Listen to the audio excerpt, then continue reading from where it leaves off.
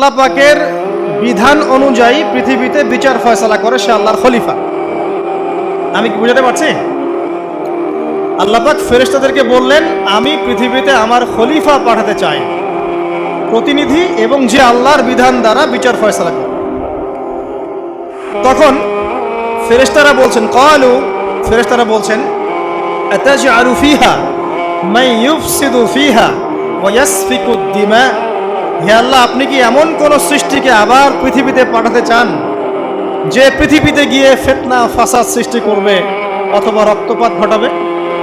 ফেরেশতারা এই কথা কিভাবে বলতে পারলো? হ্যাঁ, জিন জাতির অভিজ্ঞতার আলোকে। ঠিক আছে, তখন আল্লাহ পাক বলছেন, ইন্নী আ'লামু মা লা তা'লামুন, দেখো আমি যা জানি তোমরা তা জানো না। মানে তারা ফিতনা ফাসাদ সৃষ্টি করতে পারে, কিন্তু আমার কিছু মুখলেস বান্দা থাকবে যারা এই পথে পা বাড়াবে না।